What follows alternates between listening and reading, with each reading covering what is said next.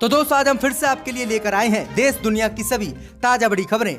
फटाफट एक एक कर विस्तार से आज आपको बताएंगे, तो वीडियो को अंत तक जरूर देखें। दोस्तों वीडियो बनाने में हमें काफी मेहनत लगी है, तो वीडियो को लाइक जरूर कर दें। दोस्तों पहली खबर में आपको बताएंगे जो बिग ब्रेकिंग न्यूज सामने निकल कर आ रही दोस्तों कि ओवैसी बने हैदराबाद के किंग मेकर। मेयर बनाने के लिए AIMIM ने TRS को दिया अपना समर्थन, भाजपा को लगा है तगड़ा झटका। तो वहीं आपको बताएंगे दोस्तों कि किसानों की मोदी सरकार से बातचीत से पहले ही किसानों ने मोदी अमित शाह को दिया तगड़ा झटका। कहा अगर आज बात नहीं बनी तो दिल्ली करेंगे कूच और संसद का करेंगे घेरा। मोदी अमित शाह के उड़ गए हैं होश। तो वहीं आपको बताएंगे कि अयोध्या में बनने वाली बाबरी मस्जिद को लेकर सुप्रीम कोर्ट ने सुनाया है बड़ा फैसला। कहा ट्रस्ट में सरकारी नुमाइंदे नहीं होंगे शामिल, तो वहीं मस्जिद में 2000 लोग एक साथ अदा कर सकेंगे नमाज। तो वहीं आपको बताएंगे कि किसानों के समर्थन में उतर तेजस्वी यादव ने नीतीश को दी चुनौती। कहा रोक सको तो रोक लो, गांधी मैदान में करूंगा आज किसानों के समर्थन में धरना प्रदर्शन। दोस्तों बड़ी चेतावनी दे दिया। तो वहीं आपको बताएंगे कि तबलीगी जमात को लेकर इलाहाबाद हाई कोर्ट से योगी सरकार को तगड़ा झटका। इलाहाबाद हाई कोर्ट ने तबलीगी जमात के सदस्यों के खिलाफ कार्रवाई पर लगा दी है रोक। कहा योगी सरकार गलत तरीके से जमातियों को फंसा रही है। तो वहीं आपको बताएंगे कि कृषि कानून को लेकर कनाडा से फिर लगा मोदी को तगड़ा झटका। कनाडा के प्रधानमंत्री ने फिर दिया भारतीय किसानों को अपना समर्थन।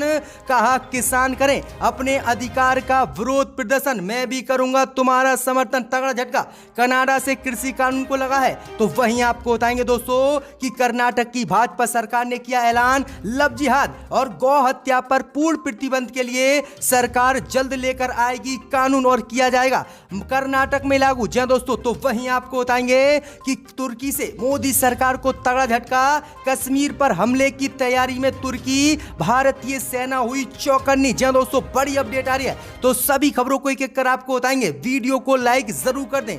इसी बीच बता दोस्तों पहली खबर की ओर जो बिग ब्रेकिंग न्यूज सामने निकल कर आ रही दोस्तों कि ओवैसी बने हैदराबाद के किंग मेकर। मेयर बनाने के लिए AIMIM ने दिया TRS को अपना समर्थन, भाजपा के उड़े होश। जी दोस्तों आपको बता दें कि हैदराबाद नगर निगम चुनाव में असुद्दीन ओवैसी की पार्टी ने बेहतरीन प्रदर्शन करके सभी को चौंका दिया और असुद्दीन ओवैसी हैदराबाद चुनाव में किंग मेकर बनकर उभरे। असुद्दीन ओवैसी की पार्टी ने हैदराबाद में 44 सीटें जीतकर मेयर के गणित को बिगाड़ दिया। वहीं भाजपा ने भी 48 सीटें जीतकर बेहतरीन प्रदर्शन हैदराबाद में किया। वहीं आपको बता दें कि TRS ने 55 सीटें जीतकर हैदराबाद में सबसे बड़ी पार्टी बनकर उभरी।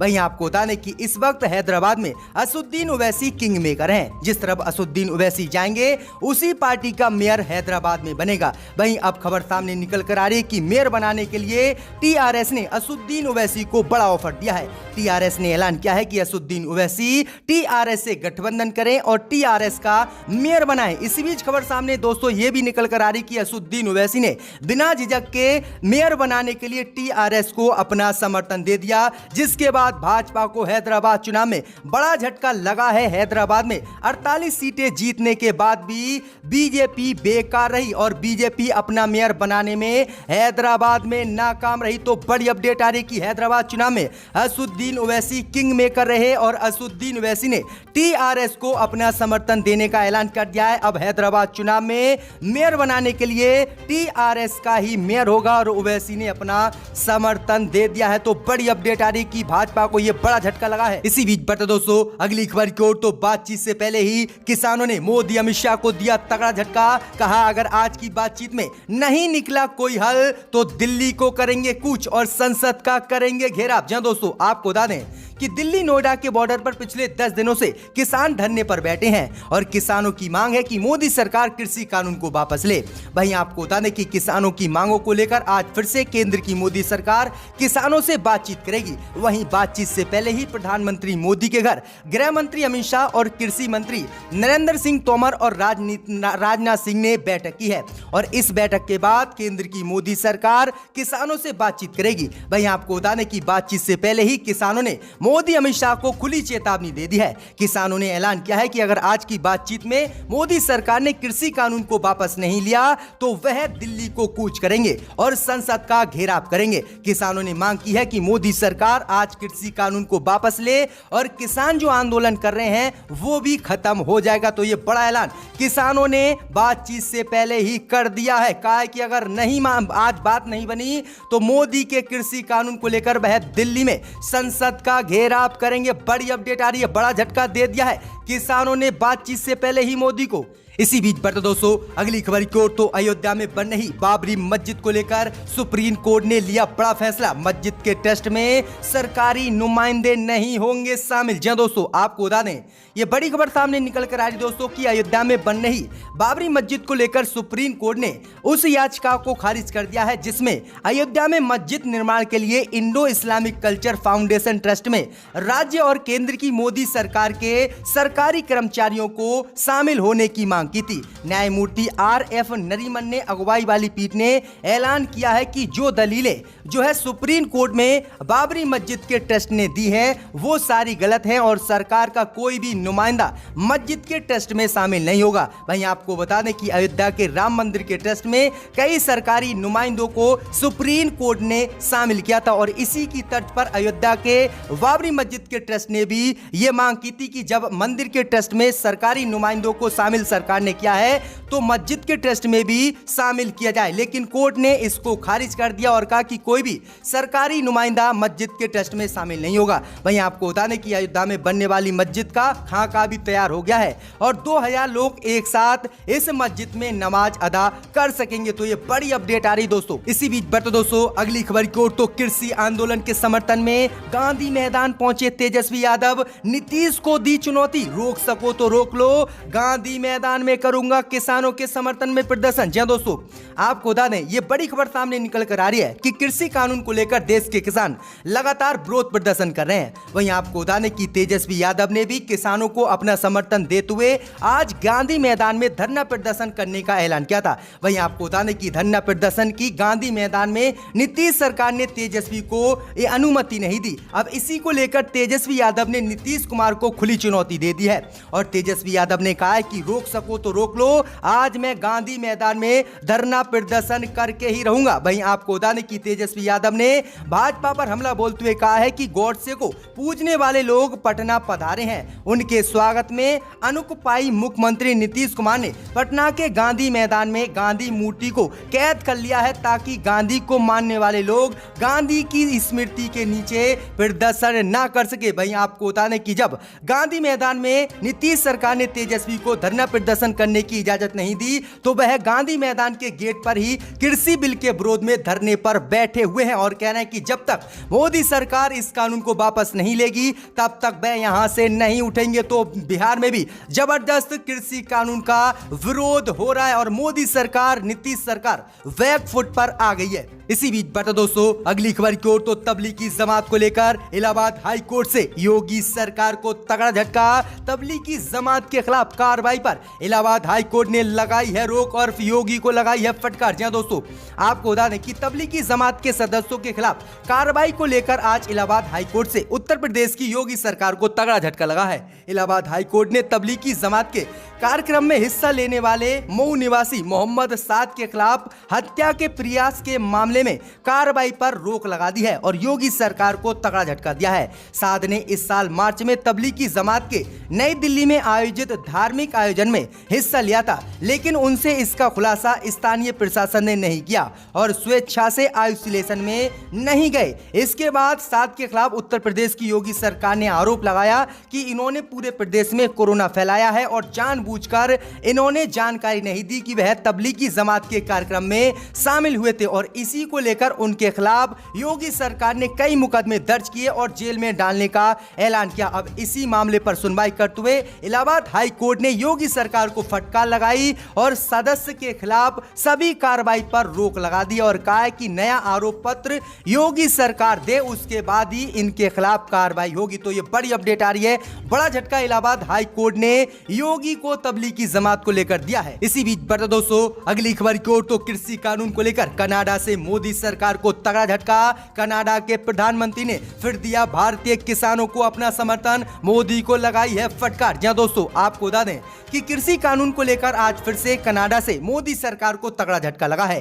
कनाडा के प्रधानमंत्री जस्टिन ट्रूडो ने एक बार फिर से भारतीय किसानों का समर्थन करते हुए मोदी सरकार पर हमला बोला है और कहा है कि किसानों के प्रदर्शन करने के अधिकार को मेरा समर्थन है और मोदी सरकार किसानों की बात को सुने और कृषि कानून को वापस ले। दरअसल आपको बता दें कि 5 दिन पहले ही ट्रूडो ने बयान दिया था और किसानों को समर्थन दिया था। वहीं आपको बता दें कि कनाडा के प्रधानमंत्री के बयान पर भारत सरकार ने नाराजगी जताई थी और कहा था कि कनाडा के प्रधानमंत्री को अपने देश की राजनीति में ही सीमित रहना चाहिए और भारत के घरेलू मामले में कनाडा के प्रधानमंत्री को दखल नहीं देनी चाहिए। वहीं आपको बता दें कि भारत सरकार के विरोध के बाद आज फिर से जस्टिन ट्रूडो ने मोदी सरकार पर निशाना साधते हुए भारतीय किसानों को अपना समर्थन दिया है और कहा है कि मैं किसानों के प्रदर्शन के अधिकार का समर्थन करता हूं और किसान ऐसे ही प्रदर्शन करते रहें और अपनी मांगों को कायम रखें। जी हां दोस्तों, ये बड़ी अपडेट आ रही कि ब्रिटेन के बाद अब कनाडा से भी मोदी को कृषि कानून को लेकर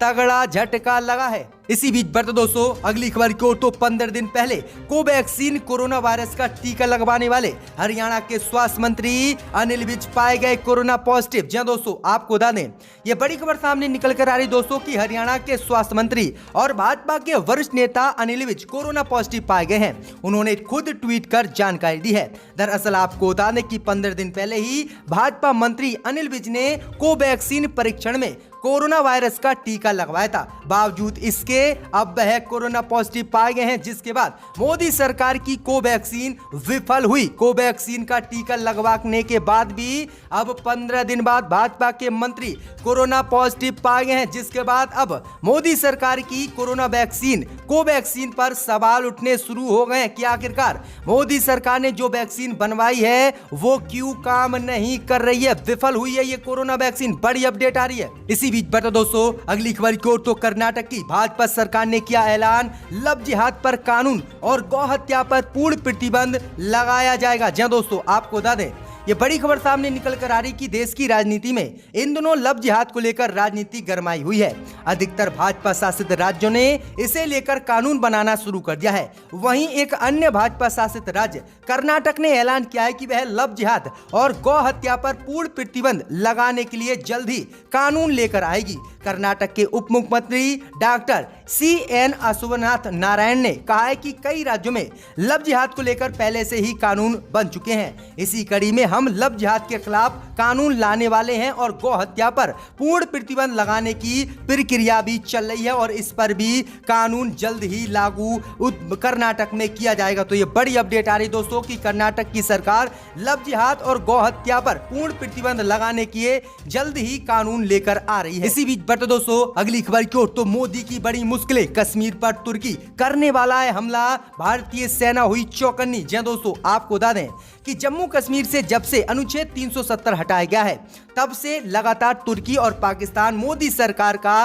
विदेशों में विरोध कर रहे हैं। इस बीच खबर सामने निकल कर आ रही दोस्तों कि तुर्की कश्मीर पर हमला करने वाला है और भयानक जंग की तैयारी तुर्की कर चुका है, जिसके बाद भारतीय सेना भी चौकन्नी हो गई है। वहीं आपको बता दें कि अमेरिका के एक अखबार ने यह खुलासा किया है कि कश्मीर पर तुर्की जल्द ही हमला कर सकता है। तुर्की पाकिस्तान के साथ मिलकर यह हमला कश्मीर पर करने वाला है और इस हमले के बाद कश्मीर पर खतरा मंडरा रहा है। वहीं आपको बता दें कि इस हवाले के बाद भारतीय सेना भी चौकन्नी हो गई है और उसने भी तैयारी शुरू कर दी है। जहां एक तरफ चीन लगातार भारत पर हमला करने की तैयारी में है, तो वहीं अब तुर्की और पाकिस्तान भी कश्मीर पर अपना हमला करने की तैयारी में जुटे हुए हैं। बड़ी अपडेट आ रही है कश्मीर से। इसी बीच बढ़ते दोस्तों अगली खबर की ओर, तो किसानों के समर्थन में उतरे राहुल गांधी, मोदी अमित शाह पर बोला हमला। कहा मोदी और अमित शाह ने ने पूरे देश के किसानों को ढकेल दिया संकट में। जी दोस्तों, आपको बता दें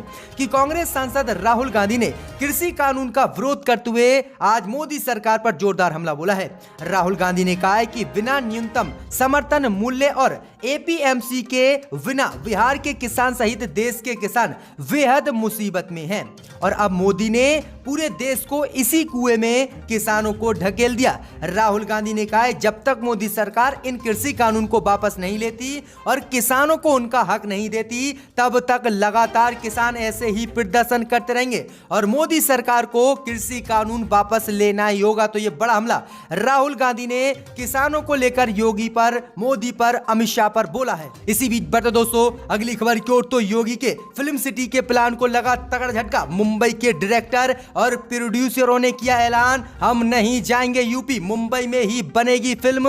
उद्धव ठाकरे को भी लिख दिया है लेटर। जी दोस्तों, आपको बता दें कि उत्तर प्रदेश के मुख्यमंत्री योगी आदित्यनाथ ने हिंदी फिल्म जगत को उत्तर प्रदेश में स्थापित करने का ऐलान किया था और कहा था कि हम उत्तर प्रदेश में एक बड़ी फिल्म सिटी बनाएंगे और उत्तर प्रदेश में मुंबई फिल्म सिटी को लेकर आएंगे। इसी को लेकर आज मुंबई के डायरेक्टर और प्रोड्यूसरों ने योगी आदित्यनाथ को तगड़ा झटका लगा है और मुंबई के डायरेक्टर और प्रोड्यूसरों ने साफ ऐलान कर दिया है कि वह मुंबई को छोड़कर कहीं भी नहीं जाएंगे और उत्तर प्रदेश में कोई भी फिल्म सिटी कितनी भी बड़ी बना ले लेकिन फिल्में मुंबई में ही बनेंगी। जी दोस्तों, आपको बता दें इसी को लेकर डायरेक्टर और प्रोड्यूसरों ने लेटर भी उद्धव ठाकरे को लिखा है और लेटर में प्रोड्यूसरों ने लिखा है कि बॉलीवुड और हिंदी फिल्म इंडस्ट्रीज का जन्म और पालन पोषण मुंबई में हुआ है क्योंकि ये एक वाइब्रेंट शहर है जहां का मौसम पूरे साल बहुत अच्छा रहता है, जिसमें आराम से हर फिल्म की शूटिंग की जा सकती है। पत्र में आगे लिखा है कि मुंबई हिंदी फिल्म इंडस्ट्री का दिल है और कोई भी इसे कहीं नहीं ले जा सकता क्योंकि इंडस्ट्रीज के लोग सब शामिल हैं और वह उत्तर प्रदेश में जाना नहीं चाहते। ये बड़ी अपडेट आ रही कि योगी आदित्यनाथ के फिल्म सिटी के ऑफर को प्रोड्यूसर और डायरेक्टरों ने मुंबई के ठुकरा दिया है। बड़ा झटका योगी की फिल्म सिटी को लगा है। इसी बीच बढ़ते दोस्तों अगली खबर की ओर, तो किसान आंदोलन के समर्थन में उतरे पंजाबी गायक हरभजन मान ठुकराया पुरस्कार। जी दोस्तों, आपको बता दें कि दिल्ली की दहलीज पर पहुंचे किसान आंदोलन को हर वर्ग का समर्थन मिल रहा है। जहां पहले पंजाब के पूर्व सीएम प्रकाश सिंह बादल ने पद्म भूषण अवार्ड मोदी सरकार को वापस किया तो अब अवार्ड वापसी का सिलसिला शुरू हो गया। इसी कड़ी में पंजाबी गायक एवं अभिनेता हरभजन मान ने भी राज्य सरकार के शिरोमणि पंजाबी पुरस्कार लेने से इनकार कर दिया और उन्होंने कहा कि जिस तरह से किसानों का अपमान किया जा रहा है और मैं इस अपमान को नहीं सह सकता और किसानों के समर्थन में उतरकर गायक हरभजन मान ने ये पुरस्कार ठुकरा दिया है। तो बड़ी अपडेट आ रही कि अब हर किसी का समर्थन किसानों को भारत में मिलने लगा है। इसी बीच बढ़ते दोस्तों अगली खबर की ओर, तो किसान आंदोलन में क्रिकेटर युवराज के पिता योगराज ने दिया विवादित बयान, हिंदुओं को बताया गद्दार। जी दोस्तों, आपको बता दें कि किसान आंदोलन के समर्थन में पहुंचे पूर्व क्रिकेटर युवराज सिंह के पिता योगराज सिंह ने हिंदुओं को लेकर आज विवादित बयान दिया है। योगराज सिंह ने किसान आंदोलन के दौरान भाषण में हिंदुओं को लेकर ऐसी टिप्पणी की है जिसके बाद हिंदू संगठन उनकी गिरफ्तारी की मांग कर रहे हैं। दरअसल आपको बता दें कि पंजाबी भाषा में उनका भाषण है और इस भाषण में वह लगातार हिंदुओं को गद्दार शब्द का इस्तेमाल करते नजर आ रहे हैं। जी दोस्तों, आपको बता दें कि वह कह रहे हैं कि ये हिंदू गद्दार है, 100 साल मुगलों की इन्होंने गुलामी की। इतना ही नहीं, उन्होंने महिलाओं को लेकर भी विवादित बयान दिया जिसके बाद अब हिंदू संगठनों द्वारा उनकी गिरफ्तारी की मांग की जा रही है। तो ये बड़ी अपडेट आ रही है कि युवराज सिंह जो पूर्व क्रिकेटर हैं उनके पिता ने हिंदुओं को गद्दार बताया है।